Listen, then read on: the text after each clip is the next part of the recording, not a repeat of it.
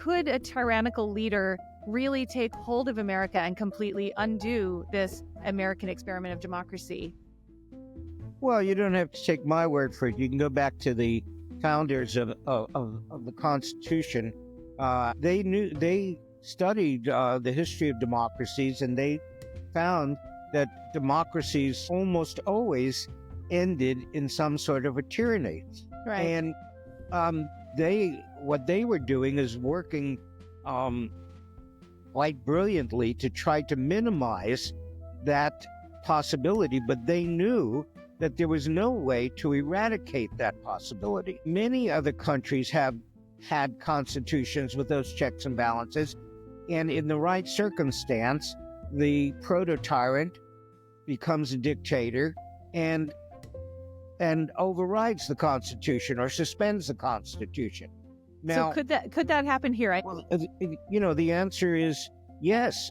That's what the founders are concerned about. I think rather than become overly fearful of that, the thing to do is to ask, okay, what are the existing levers of our democratic process that need shoring up, and how are we each going to make a decision on what part of that are we going to try to do something about? What does it take to put your life's work out there in a really big way?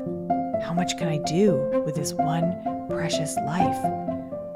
Welcome to The Selfish Gift. Well, the 2024 U.S. presidential election was kind of a kick in the guts for liberals like me. And, we're more upset than usual this time, not because our candidate lost, but because we perceive in Donald Trump a very real threat, a threat to large numbers of Americans, and most of all to the country itself and its democratic system of government. And this perception is based on the past actions Trump has taken to expand and hold on to power, and also on promises he has made to further consolidate power and weaken or eliminate checks and balances against him. Concerned citizens on the left and also many on the right see a tyrant in the making in Donald Trump, and we are wondering if he can be stopped. Fortunately, I happen to know the person who can answer this question for me perhaps better than anyone. Ira Chaleff is an internationally recognized expert on leadership and also on political followership studies, which is a field in which he's considered a pioneer. He has spent decades working in and around Washington in nonpartisan organizations, including over 20 years as director of the Congressional Management Foundation, where he's now chair emeritus. That is a nonpartisan organization that basically helps members of Congress and their staff improve communication between their offices and their constituents. In fact, he co-authored the original handbook for newly elected members of Congress and has facilitated over 100 retreats for congressional offices.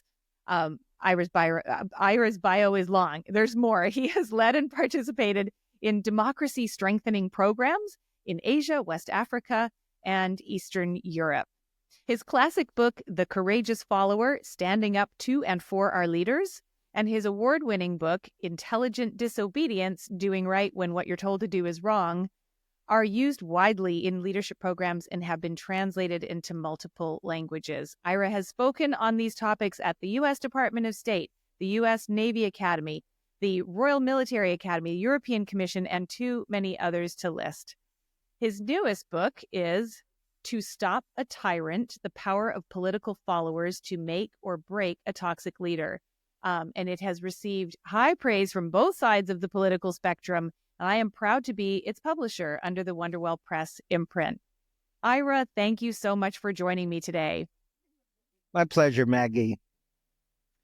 So this is going to be quite a detailed discussion. I'm going to ask you to break some things down to their kind of elemental basics for people who might not use these terms every day as you do. Can you define what is a tyrant and how is that different from an autocrat, a dictator, or a toxic leader? Well, it turns out when I was doing the research for this book, I learned the distinction between a dictator and a tyrant. Most of us don't make any distinction.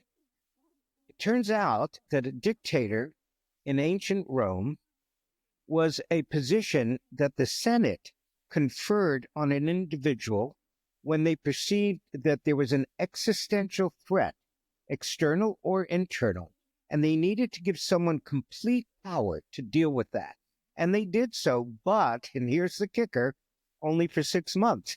And if they needed more time, they could get renewed once. But it was not a permanent position. The problem became sometimes they didn't want to let go of power. And what happens too often when someone has unmitigated power, that they can become a tyrant. And the dictionary definition of a tyrant is someone who's totally unconstrained by norms or law or constitutions in their use of power, and they do so oppressively and even cruelly. That's the classic tyrant. And what do we mean when we say autocrat? How is that different? Well, an autocrat, there's an authoritarian style of leadership, and we find that fairly often in, different settings, whether it's corporate or government or anywhere else. An autocrat is somebody who has achieved, by whatever means, the power to make many decisions by themselves. Yes, they may take counsel, and often will, but they make the decision and everybody else is expected to fall in line. In other words, there aren't other bodies that are second-guessing them or checking their power like exists in our system. So it's my way or the highway, and I don't need your, I don't need consensus approval before I can go ahead and make this whatever I want happen. That's autocratic power. Okay. And what do you mean by toxic leader? Well, a toxic leader, toxicity is poison in the system. So in terms of leadership, there are various traits that sort of the opposite of good leadership, or what we consider good leadership. And that's an important point. In Western leadership development programs, we talk about the skills and attitude of listening well, of communicating well, of inclusivity, of setting clear goals, and that are pro-social, and that will generally lift all boats, that kind of a thing. Toxicity, just as in our bodies, is when we start to poison parts of our systems. So, for example, using divisive means like racial divisiveness would be an example of toxicity. Because we're all kind of like unwell under their influence. We're all a little less well. It can start in one part of your body, but it can spread to the full body. And, that's what we don't want to have happen in a political system. Yeah, I think I see a little bit of that. All right. And then we are going to get to a discussion, I promise. But first, one more phrase I want you to define. And you use this term in the book a lot, which I think is really important, proto-tyrant. So what do you mean by that? Yeah, I invented that, and usually I'm not in favor of inventing words, but everyone seems to understand what it is because it's so close to the word prototype, and everyone understands that a prototype is an early example, an early try at creating something that isn't perfect yet, but it's going to become what it finally will become. So a proto-tyrant is someone who starts to use tyrannical type of decision-making and coercion, but they don't really have the full power yet. So they can't really, even if they want to, they can't be full tyrant. And that's the critical point of my book, which is we have to identify when someone is starting to behave as a proto-tyrant. That's the time that we can take action to interrupt that trajectory and hopefully, dearly we hope, to keep them from ever becoming a full tyrant. Right. It's a window in which we can put the brakes on. Thank you for all of that, classroom laying out the definitions. I think it's really important because we throw these terms around all the time, and we don't always know what the person saying them to us exactly means, and we may even use them ourselves without knowing exactly what they mean. So that, I think, is just super helpful. And let's put a little flesh on it so we're not too theoretical. So, for example, when Putin first became president, he actually said quite a few democratic things, and people had high hopes for that. Maybe he was extending what had happened, under Gorbachev, etc.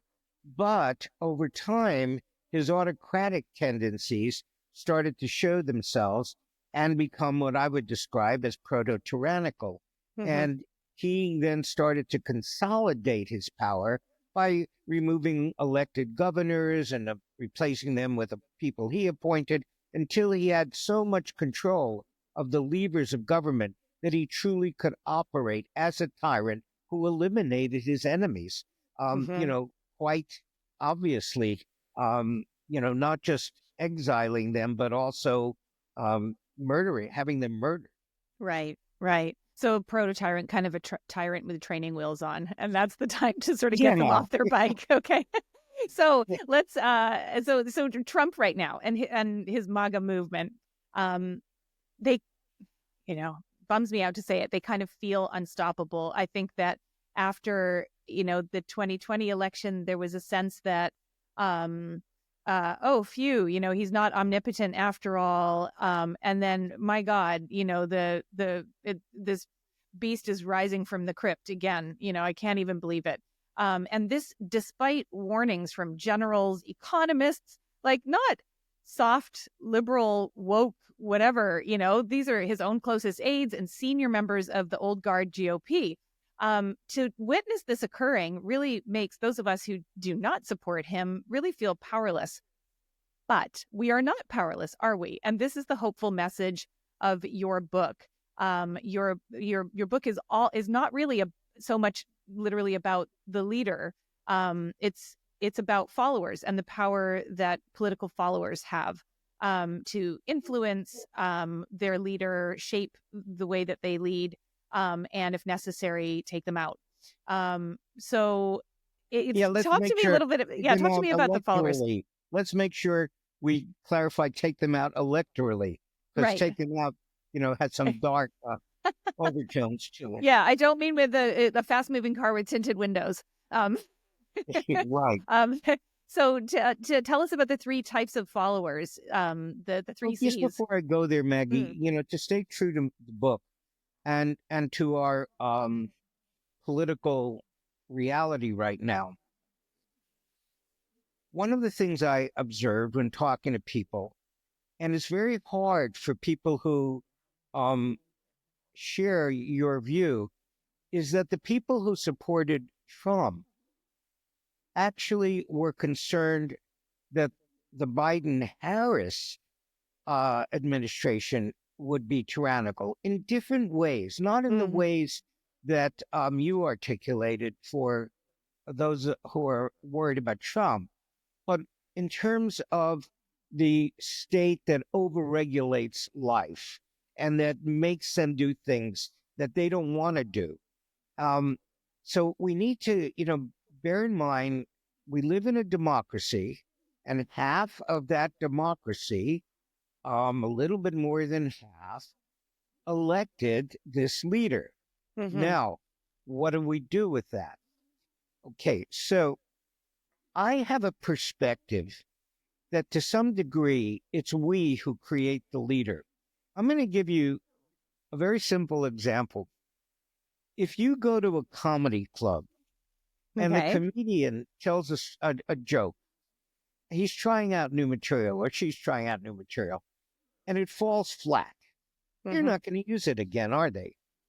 Or they'll try to, adjust it and try it again, and if it falls flat, they won't use it again. But if everybody guffaws and belly laughs, they go, wow, that's a winner. That's what happens at political rallies.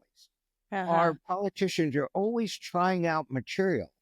And if that material is incendiary in some way, is, lock her up, that kind of thing, and it gets a lot of applause and positive feedback, they're going to use it more. So to that degree, we are creating not the person, obviously they're who they are, but how they will tend to lead because we're telling them we like that. So we have to step back and, acknowledge that for some reason, it seems that half of America has felt that way. Now, we know that the opposition in any political environment is going to do what the opposition does.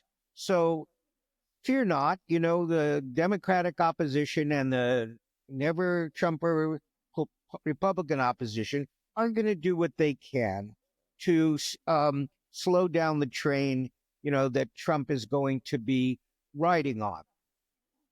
What I get more interested in is what about his own followers? How will they make sure that he is doing what they believe they elected him for, and not more than that, that he doesn't cross lines that they didn't enroll for, didn't think they were enrolling for? That's a lot of what my book is about. Yeah, and you raise a good point about perception, the perceived threat existing on both sides. It's really hard for me to sort of see it. A moral, ethical, or legal equivalency there, but I understand that people have their points of view, and I appreciate the fact that you're coming from a sort of a theoretical and nonpartisan perspective here. And in fact, you yourself, it's worth just pointing out, you're not a Democrat. You are an independent, right? And you've spent your career working across the political spectrum with all kinds of yes, people. It's very interesting, Maggie. Just this week, I was listening to a very astute podcast called, I think it was called Left, Right, and Center. And they really were able to articulate the progressive view as well as the conservative view quite well. And a datum that came up, which I didn't know, was that for the first time, there are more independents in the United States than registered Democrats or Republicans. That's interesting. I did not know that. That's really interesting. And in that sense, both political parties need to be thinking about, well, what does that mean for them, and how do they reach those people? What are the perceived needs of those people? What are the goals and aspirations of that? And it's not going to be a monolithic block, but it's a huge segment of our population. No, that sounds like a reaction to the extremism that we've seen on kind of like both ends of the spectrum. I think that's a great observation. Yeah, that's really interesting. So back to followers, you and thank you for making that point that our leaders are responding to. It sounds like it's a relationship, right? It's what you described. It's not different from an intimate partnership where people treat you how you allow them to treat you, how you allow them to treat you, and we tell other people what we need, what we want, what we expect, and whether or not we're getting our needs met. The difference, of course, is that you're always free to leave a relationship that simply won't work, and we don't want to wind up with leaders who we are not able to break up with. So. Well, that's right. And, again, you're making terrific points here, because that's the whole essence of a democracy. Democracy, that we don't leave, but we can have them leave. Yeah. Through the voting process. And we, I know that people can get worried about, will the voting process, remain intact and fair and legitimate. I was very impressed in this last election how much had gone into making sure our voting processes were transparent and effective and rapid. And if nothing else, I think that people on the MAGA side must have to step back and say, wow, we kept being told that it could be unfair, but look, it wasn't, from our point of view, it wasn't unfair at all. So the next time we have an election, how are you going to claim it's unfair? Well, wait a second. That's the mechanism. I think they're very comfortable with just throwing their previous positions under the bus when it's suitable, when it's convenient. But anyway, that can be true. I am a little bit of an optimist, and like to point out these other scenarios. Sure. So briefly about the different types of followers, and you made it clear that we're the type of power that we're examining in this conversation and in this book is not the opposition, but the actual followership of that leader. And within that block, there are three categories that you've identified: conformist, colluder, and the courageous followers. Can you explain briefly what those distinctions are? Yes, and those apply in all forms of group activity, not just in politics. So the conformist says, well, so-and-so's the leader, because they're the CEO or they were elected president or, they're my captain in the army. And I'm going to just do what they say. And there's a lot of functionality to that. We don't want leaders being constantly challenged until they, get immobilized. So conforming has its place, but it has its dangers if we conform when the leadership is unethical. Then we have colluders. Now, colluders are more problematic than conformists because they actually, for whatever reason, their own motivations, are sharing the impulse to misuse power. So, interestingly enough, sometimes they egg the leader on beyond where the leader would actually go in terms of the misuse of power. And they themselves may have their own kind of a power-hungry agenda and have their own motivations for doing this beyond supporting or advancing the leader. Absolutely. And the people that the leader surrounds themselves with, therefore, become very, very important. Are they largely conformists? Are they largely colluders? Or we have the third category, which is the courageous follower. The courageous follower is someone who really gives their all to supporting the leader when the leader is doing things that support the shared values and that are going to most likely result in good outcomes for, most of the people. But they are equally willing to speak up, speaking truth to power, if they see the leader moving in a direction that is violating the values or is so miscalculating that they're more likely to create a disaster rather than a benefit, or that's just outright unethical or illegal. Courageous followers, unfortunately, are a minority of us, but any of us can become a courageous follower. That's what's very interesting. Yeah. And in a way, that's been my work for 25 years. And I get so excited that I have literally trained thousands of U.S. government employees, and others have trained far more, who at some point understand there's a responsibility to draw a line and speak up. So that's part of what makes me a little bit more of an optimist than people who see the same data sets as I do and are pessimistic. Well, I want to hear more of your optimism, and I love that. I definitely recognize what you're saying from, non-governmental or groups such as, companies. Nobody likes an organization that is staffed by yes men in the executive suite is just ripe for dysfunction. You want someone in that boardroom who can challenge the leader, keep us all on track for the mission of the organization, and also, as you say, true to our values. Are we being effective, and are we healthy, or are you leading us into bankruptcy or other forms of dysfunction? Okay, so the timing of this matters because the followers, as you kind of touched on earlier, they have to constrain that toxic leader who's exhibiting early sort of baby steps into tyranny. Before they consolidate power. And you have this line, I think it's in the very first page of the introduction, right up there in the beginning of the book, where you said, the remedies for removing a tyrant who has consolidated power are dire, and the consequences of failure are unspeakable. Speak to that for a moment, if you would. Well, yeah, that's where we get into a situation, the classic situation we all go to is Adolf Hitler.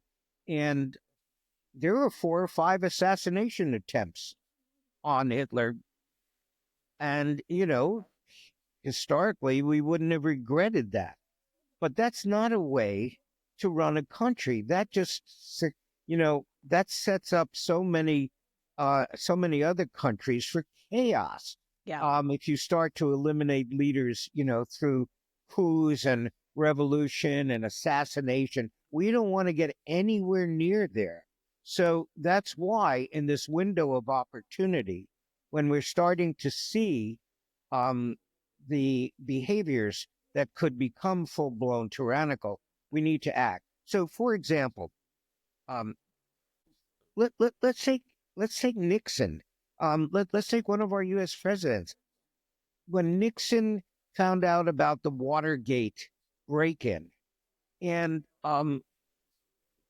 ordered his lieutenants to cover it up, they absolutely should have said, "Sir, that is illegal. I cannot do it.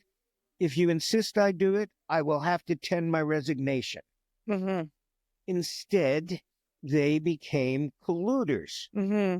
Now, we remember, of course, that Nixon had to resign and that he was pardoned by President Ford. What we forget is that over 60 other federal employees were indicted and over 40 went to jail for their participation in the Watergate cover-up. You can't wait till the 2nd or 5th or 6th time that you're asked to do something illegal. You have to take your stand the first time and bear the consequences.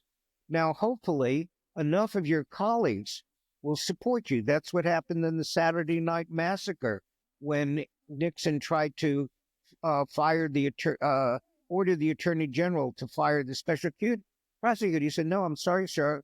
I'll have to resign." And so the deputy said, "Well, I'll have to resign." And you can, and that produced a political firestorm. So you can stop the tendency towards the grave abuse of the law and the office of the president, but you have to do it as early as possible to minimize the chaos. Well, that's a great point, and to which I would say I think we've clearly already blown through some of those stop signs, and some chaos has gone unchecked, and there appear to be lots and lots of colluders to Donald Trump's power grabs. So let me just ask you this point blank, and I know that you're not a never Trumper, and you're not coming at this from a partisan perspective. But do you think that the incoming Trump administration represents a danger to democracy right now? Where are we on that related to that window of opportunity to step in? Okay. I'm going to answer this in a couple of ways. Yes, I think most people can see that Trump, as a strongman style of leadership, has the potential to become tyrannical. Even people in his own camp understand that. Here's the point, Maggie, that a lot of listeners will find uncomfortable. There is political science that goes back 100 years, very serious work. For those who want to check it out, it's Max Weber, who was the political and social philosopher who first identified what bureaucracies were like, the virtues of bureaucracies and the dangers of bureaucracies.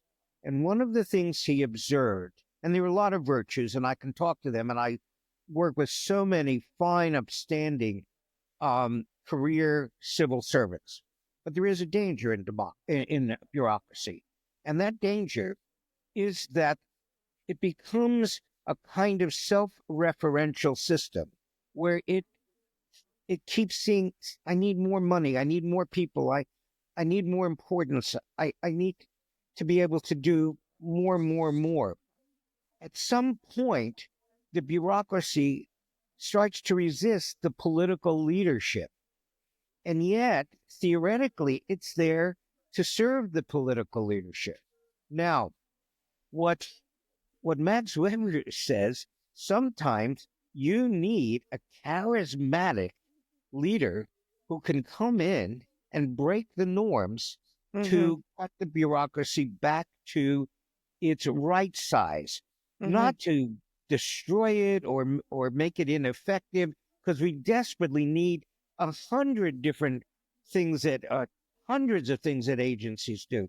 But we also, there's no one who will argue that running $3 trillion deficits continuously is just deferring a huge problem for our kids and grandkids.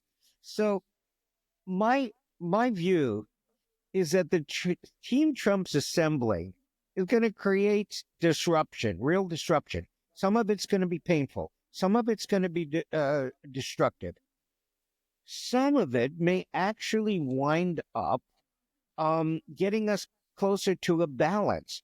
Now, where I'm coming from in this book is that those people who are around him and those people who are in the elite circle and those people who are in the bureaucratic circle need to pay attention to where there's legitimate change, even if they don't really like it, and where there's illegitimate change that is fundamentally undermining our democratic safeguards. And that's the distinction that we have to count on these people to make and be courageous followers around. I sort of, for each of these, I kind of explode them in the different chapters of the book so people can see what's keeping them kind of being collusive and what would they need to do to be more courageous and do the right thing. And, you know, we have to stay very alert and vigilant, but time will tell how, you know, is there a true danger or is it just an uncomfortable disruption? Well, I think that one of the reasons why people are so concerned right now, I hear what you're saying. There might be a certain amount of kind of cleaning house that is ultimately beneficial for the health of the country and for the health of the democracy.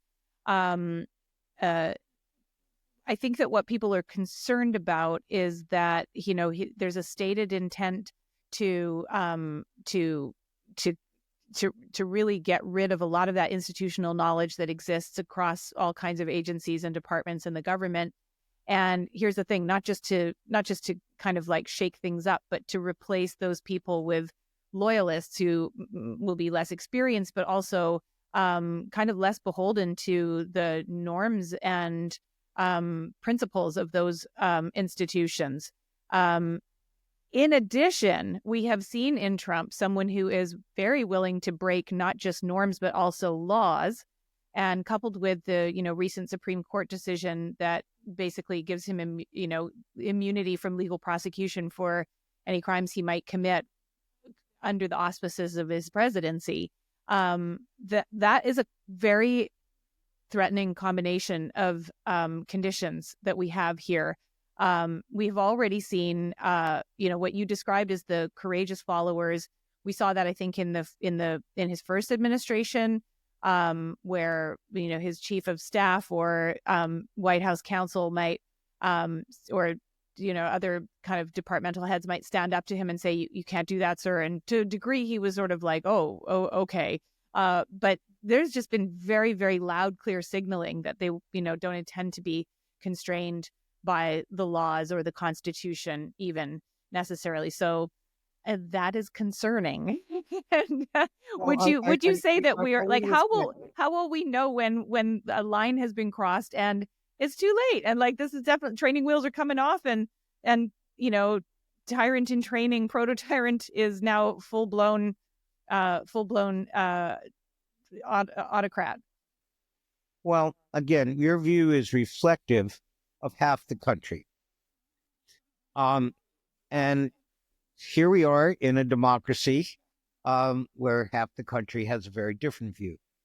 There's a few interesting things I can say. Yeah, but sorry, I'm just going to push back on that because it's not just about like, this is my opinion. I'm looking at like the reported facts. Well, which I know that half the country is not tuning into actual sort of journalism anymore. And so, you know, perhaps they arrived at their perspective I'm going through to a go out. different set of data. I'm going to really have to go out on a limb here. As I say in my book, I think that the only way anyone can understand what's happening in the country is to make sure that they are getting their news from at least 3 different sources on the political spectrum. And when you do that, you understand, first of all, how could people on the other side be coming to the conclusions they're coming to. But the other thing you wind up hearing is, well, you hear data that your side doesn't hear. And even though we want to believe that our side, whatever that is, telling us the real truth, both sides are playing to their audience. And the economics as well as anyone, that they're playing to their side of the political spectrum, keeping them, the more they keep them anxious, the more eyeballs and tune-ins they get, and the more ad dollars, etc. Now, I'm not trying to create an equivalency, but I am trying to state that this is a reality on both sides. So, just on the topic of news sources, though, I have to say, although I'm a former member of the media, I used to be a newspaper editor, and yes, just like comedians will throw out a joke again, when it got a laugh the last time, news gatherers will report on the news that they have seen their readers or viewers are interested in. And so tuning in and tuning out is an indication of interest or lack of interest. I don't really subscribe to this, like, super cynical, even though, I could criticize big media and corporate media for sure. But I don't subscribe to this idea that it's just a craven sort of grab for ad dollars and eyeballs. I think that by and large, real journalists are men and women of principle who want the truth to be to come out and for people to know it. That's why they got into it. What is, I think, concerning about the information ecosystem that we're in today is that it's that people are only getting their news from sources that align with their political ideologies. But even greater than that, Ira, a huge percentage, and I really only recently learned how big, I wish I had the number in front of me, it was like more than half. A large number of people in this country never tune into any reported journalism at all, and the so-called information that they're receiving is not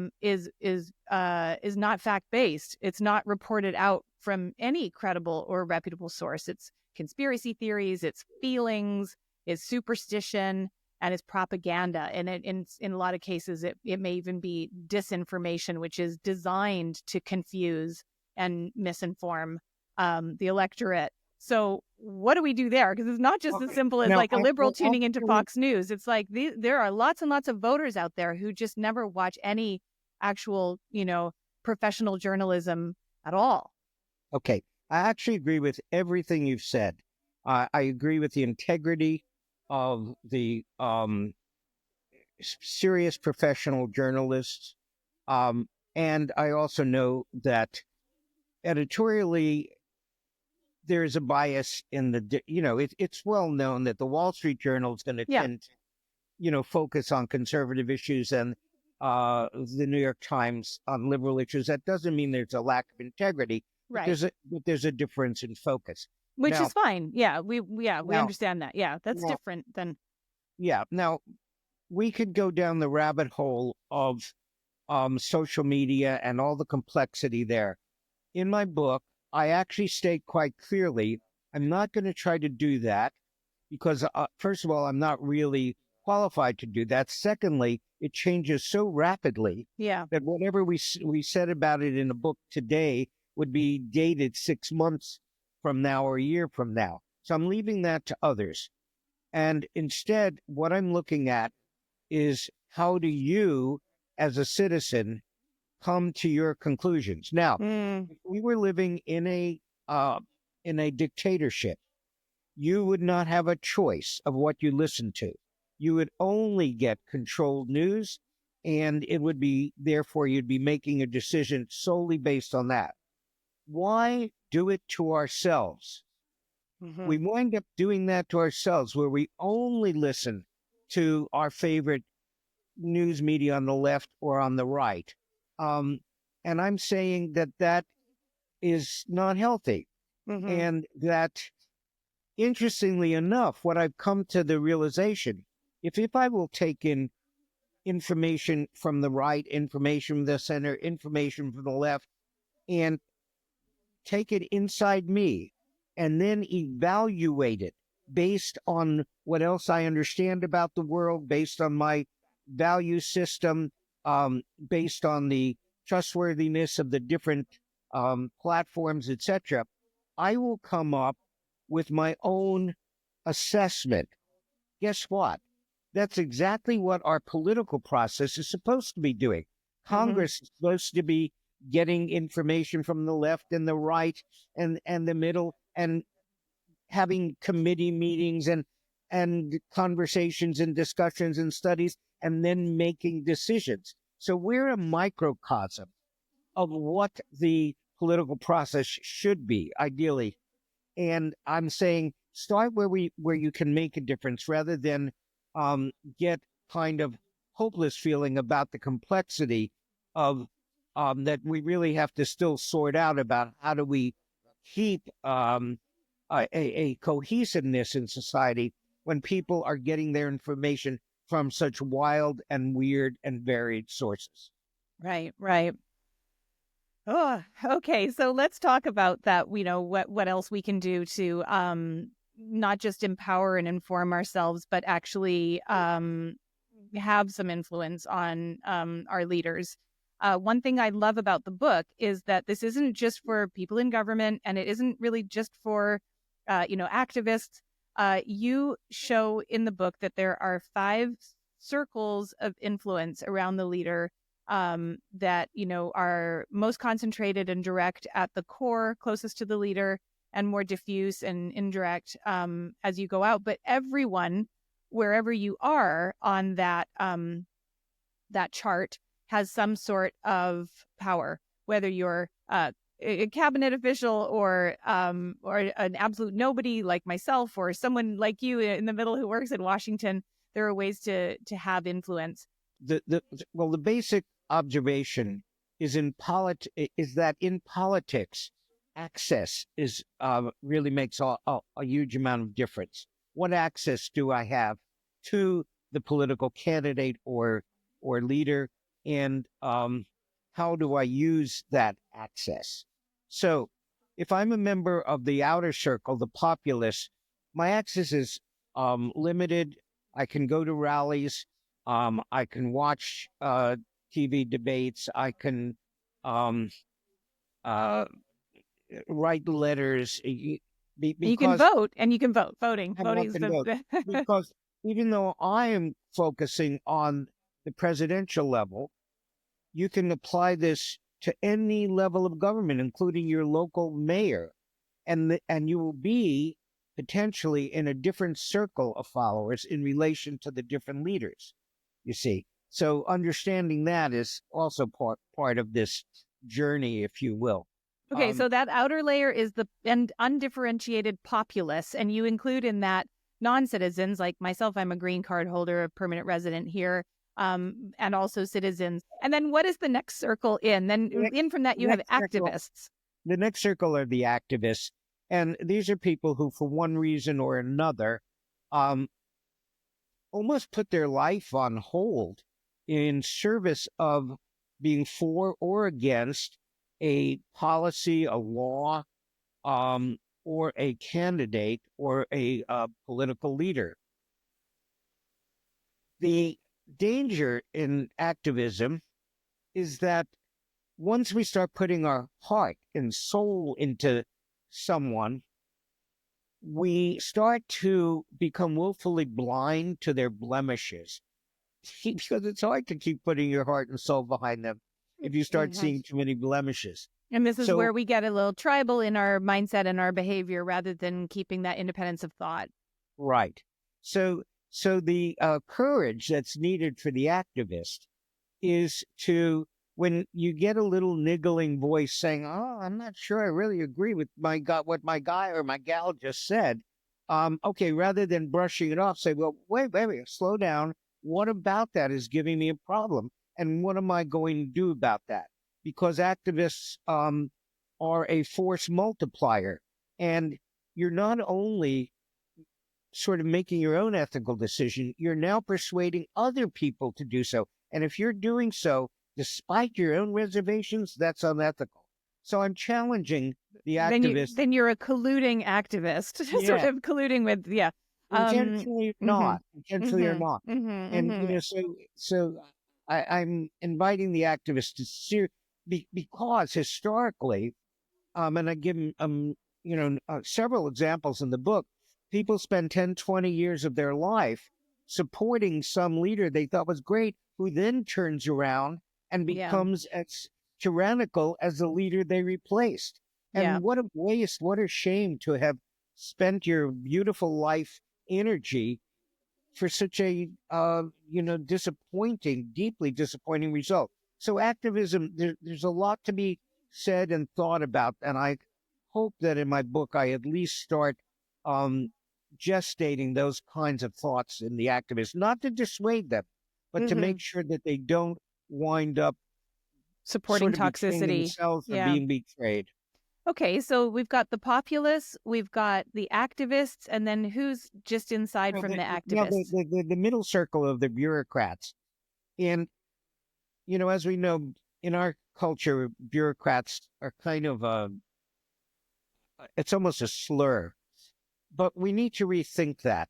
No government, great, good, indifferent, or terrible, gets anything done without a very large number of civil servants to implement policies and programs and oversee them and correct them, enforce them, whatever.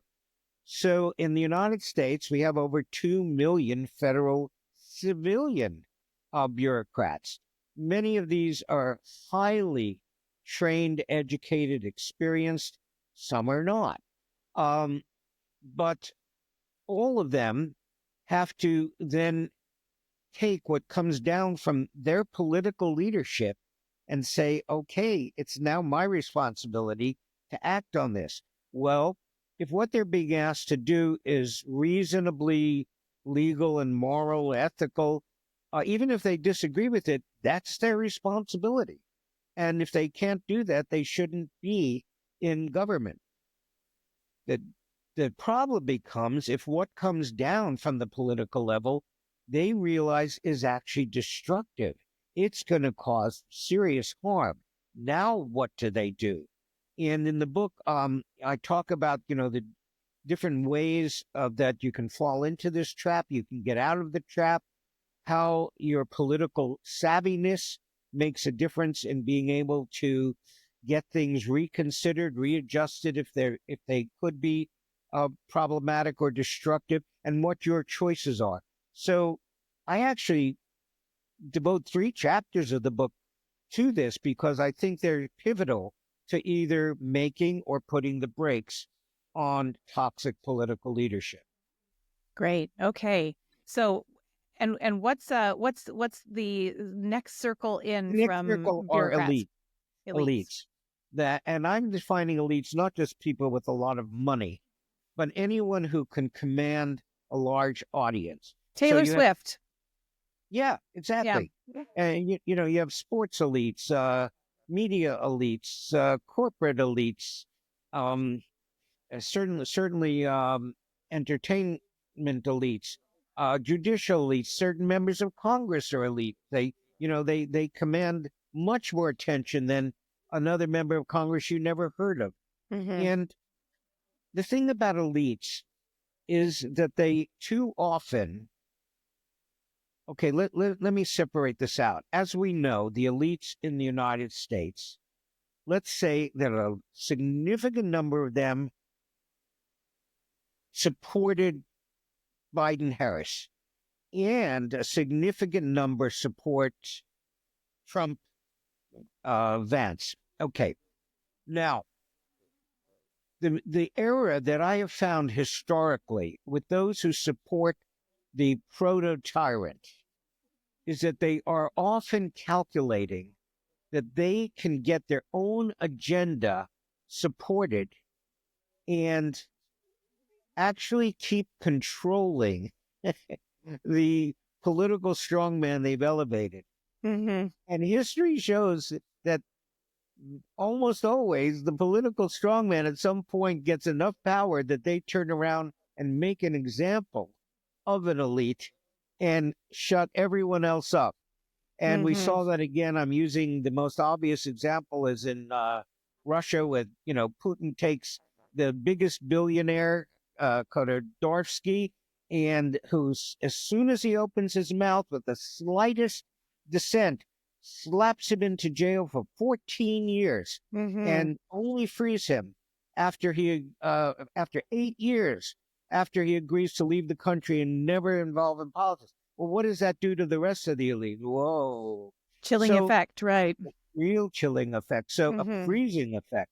So elites, really, I caution elites very strongly in the book. Don't make the mistake that this is a very problematic leader, but you're going to support them anyway because you can keep controlling them because you probably can't. So now if you elevate them into office, you better make sure that you also take part in constraining them before they consolidate so much power that they're not constrainable.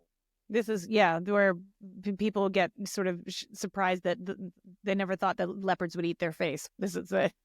Yes. Right. I know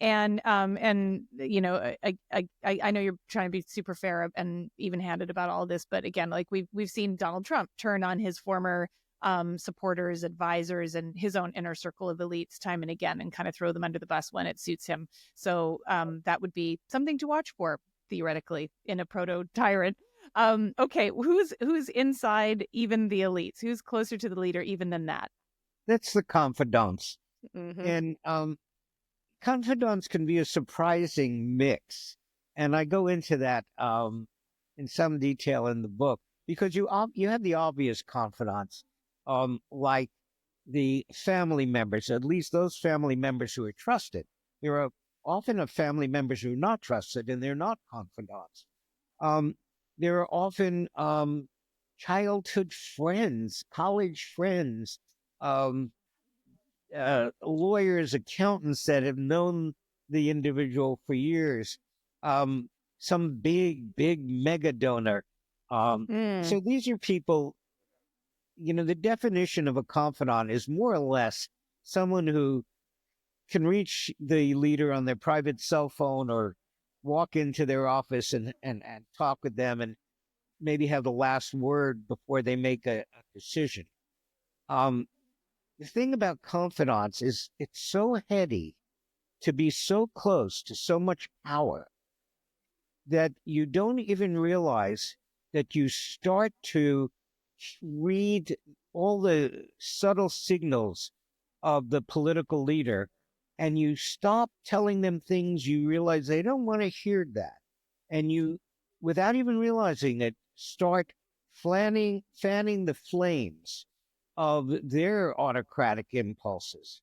And at some point, a line is crossed. I already used the Watergate example, but where they ask you to do something that you really shouldn't do. And if you do it, they now have you. Because now, if they lose power, you're going to come under indictment or whatever. Right. So being a confidant requires a form of courage that is kind of unique, in that the person who's giving you so much reflected power is also the person you have to make absolutely sure you do not let them cause you to cross over ethical lines that you would not have otherwise crossed over on your own. So difficult with that much, with that proximity to power, to maintain a stance as a courageous follower. Easy to slip into collusion. And in your book, you give lots of strategies for how any of us can be more effective in our roles, no matter where we find ourselves in that framework. Yes, exactly. And again, in my career, I've worked behind closed doors with Democrats and with Republicans, and I've seen really good people on both sides and really questionable people on both sides. So my whole point is, let's not collectively write off any administration as a monolithic. All administrations have internal competition for supremacy of their ideas, the policies, their values, etc. We're going to see that, and Right. we don't always see it, but sooner or later, because of good reportage, leaks, and what have you, we wind up seeing that. And the dance is a dance, and we're going to be seeing quite an interesting dance over the next months. And what I'm hoping, of course, is that enough individuals display the courage that's needed, Yeah. oddly enough, to help the leader, best angels, and even the devil has best angels, to actually do some good things and to really contain the dark side that will create havoc. Um, And in this well, case, what we're really talking about, the havoc is not even so much an enactment of policies that one particular group might not appreciate or might benefit from or be harmed by. What we're talking about in terms of real dangers is in actions that would erode or dismantle the instruments of democracy and kind of basically flip over the game board and that's exactly make right, it very Maggie. impossible to get it back again. That's exactly right. So I And wanted again, just to because I know so many people are so alarmed. Again, I'm going to keep looking for hopeful signs. So we already saw that in this idea was floated of not having a Senate confirmation of the appointees, and that's no longer on the table. Yeah, There will yeah, be it's very confirmation. encouraging. Yeah. So I want to talk to you about American exceptionalism and the sense that the democracy that we have in this country is inviolable and sturdy and cannot be taken down or broken up. I come from a set of parents my mother was born in Lithuania in 1940.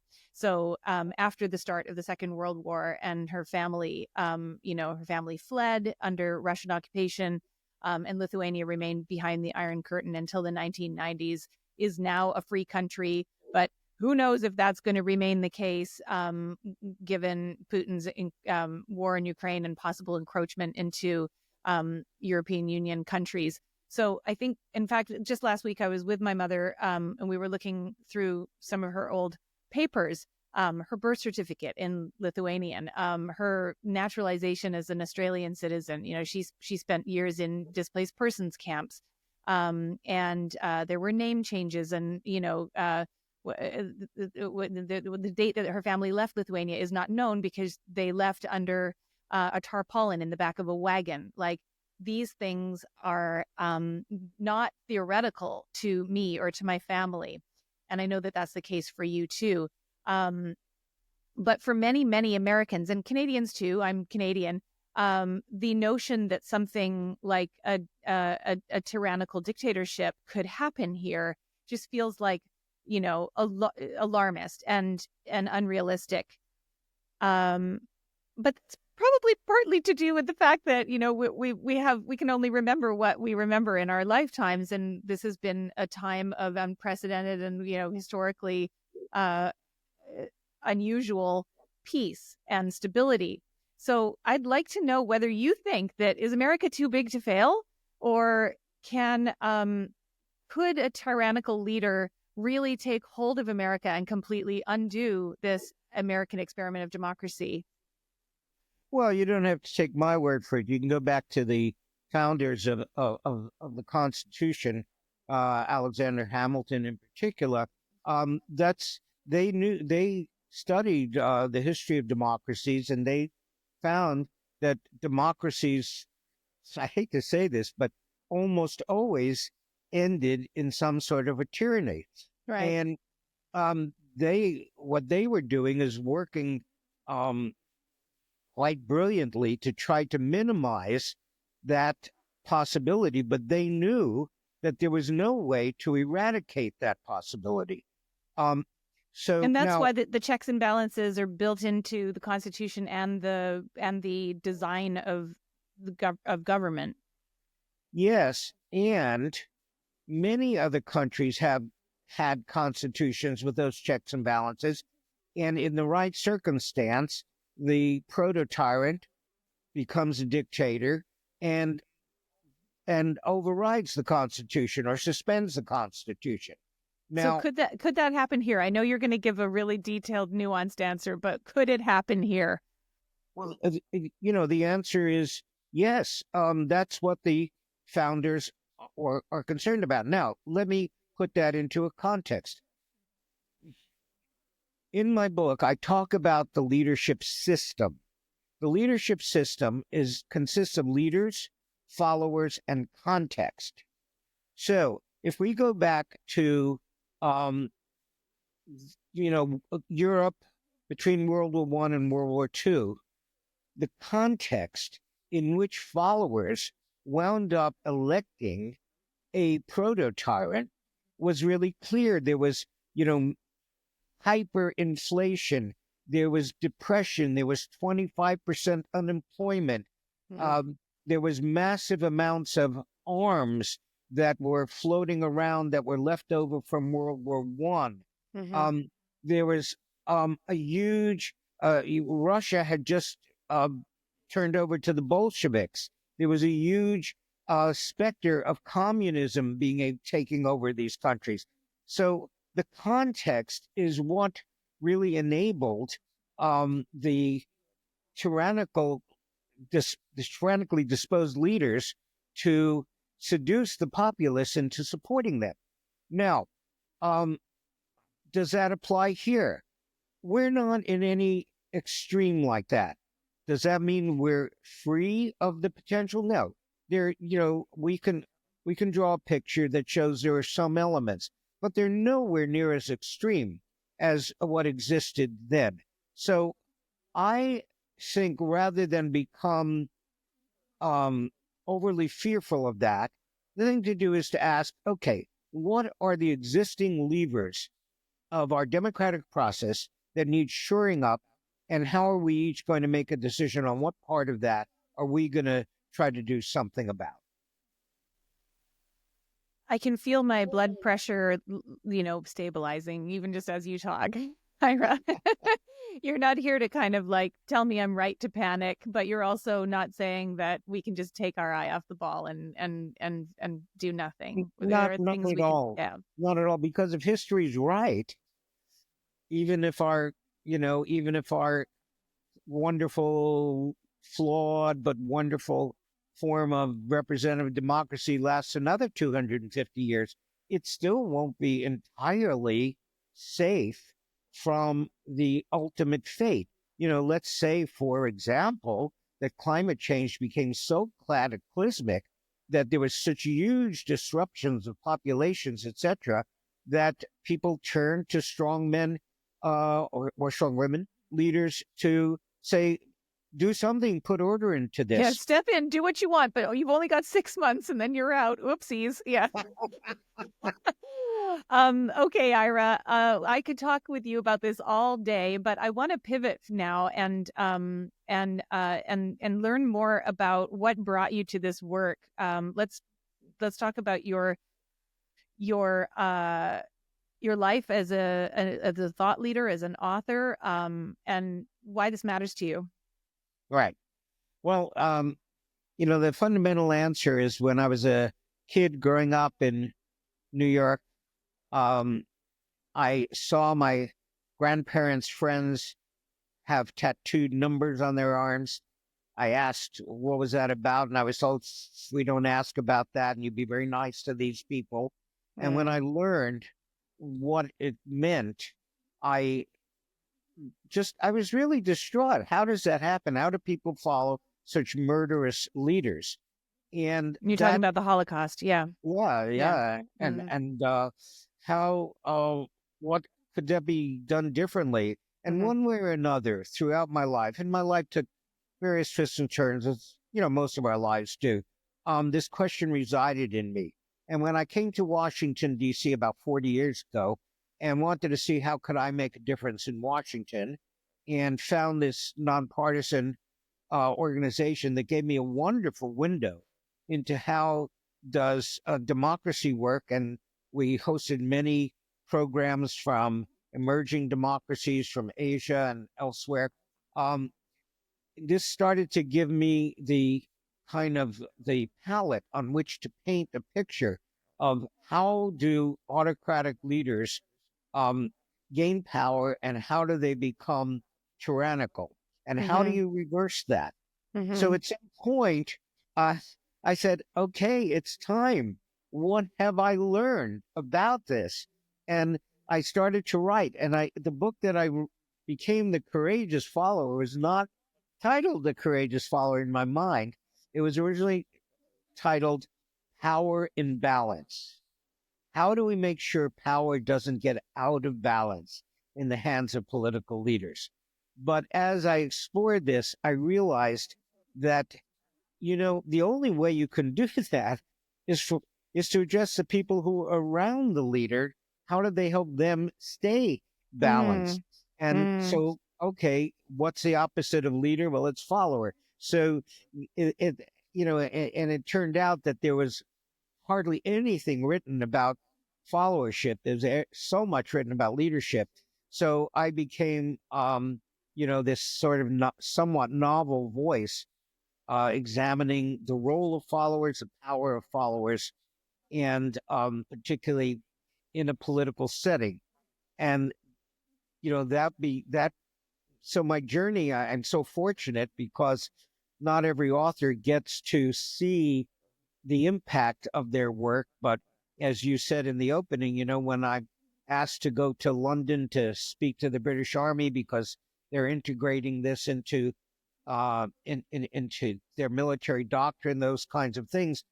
Um, and I know for a fact, because I've talked to so many people, that courageous followership is taught in the Army here, in the U.S., in the Navy, at West Point, etc. Not everyone's exposed to it, but enough people are exposed to it that I have a it gives me sort of that extra kind of sense that when it's done well, and Mhm. courageous follow is really done well, you don't even hear about it because it's Yeah. not about embarrassing a leader. It's about getting them to do the right thing. Yeah. And I believe Which that is we which have is ultimately a mark of success, right? It's about supporting their positive version of their success. exactly. So, Mhm. that's been my journey. Um, Mhm. I've always followed my heart, writing about what was calling to me. Um, I did not do it through an academic career, which many people who write about leading and following do. So I've done it as a practitioner. I don't write books that are theoretical. I write books that are practical. Okay, given these dynamics that I'm observing and reporting on, here's what we might do if we're in this Yeah. situation, that situation, or another situation, depending if we're in a leader role, a follower role, and our distance from to or from the leader. Well, and your plain spokenness is one of my favorite things about this book. This is a sort of a heady topic for a lot of us who, we're so involved in our own personal lives, and to think in this, this grand scale about the mechanisms of society can be a little intimidating. Your book is not intimidating or hard to read or hard to follow. It's very easy to understand. I'm curious to know when was your first book published? How many years ago? 1995. Okay, so that's a while. I'm wondering whether your communication style has evolved over that time, and how has your identity or voice as a writer changed in those years? Very interesting, Maggie. I had an experience this weekend. Um, I also did not do a traditional college program. I spent 2 years at the University of California, Berkeley, Okay. and I was an activist. And it was the 60s, and I dropped out. And I only came back to academic training when I was in my 30s. And I did one of these adult education programs Huh. where you could get up to 30 credits by documenting your life experience. So I was this has been on my shelf for decades. This weekend, my partner's son was thinking about doing a similar program, pulled it off the shelf to show him what documentation looks like. Uh-huh. And I read about one of the things that I got credit for was my experience working with Asian legislators who were trying to strengthen their democracy. And in a Mm. surprise, I found not only I thought I was going to be embarrassed at my naivety and what have you. I was surprised that most of my ideas were already there in embryonic form and expressed Wow. really well. Oh, that's so validating. That's so interesting. And that just goes to show that you're in the right seat. You're- I know. And you go even further back, and a few years ago I pulled out my high school yearbook, and under your picture, Yeah. says, "What do you think you're going to be?" And everybody would say, teacher, doctor, whatever. Yeah. Most likely to ... I said political scientist. I don't even know if I knew what a political scientist was then, how I came to that. And on the page where, most handsome, most popular, etc., I was best writer. Oh my goodness. Oh my I said, goodness. so these things, Oh. they hopefully I've been blessed that, Mm-hmm. they were there and somehow they didn't get stamped out of me Mm-hmm. through Mm-hmm. some, maybe PhD program that made me write like an academic that nobody can read outside of academia. Well, it's So probably a I, good thing that you dropped out of college then, oh because you yeah, became you know, a writer who's capable of conveying complex ideas in language that every man can I understand. know, and I love writing. I really do. um a lot of people, I think, in this moment, I can just almost sort of like feel them leaning in and listening, and thinking like, oh, I wish I had the courage to write a book about these topics, or whatever my sort of area of concern is. But I'm afraid in this moment about backlash, criticism. It's a tough time to be a public figure, or at least it feels that way, that, your head is above the parapet. And it's just kind of like feels like a risky thing to commit yourself to. Just talk to me about that aspect of your life, whether you've ever felt, I don't know, ambivalent or uncertain about being vocal with your ideas, and whether you think now is a harder time to do that than when you first started. The way I'm going to answer this is I was having a conversation with another author friend of mine who also has led a nonpartisan political organization. And we both said, in a way, it would be so much easier to just be, a progressive Democrat or a conservative Republican, because then when we're writing, we know who our fan base is and they're going to largely agree with us and life's simpler.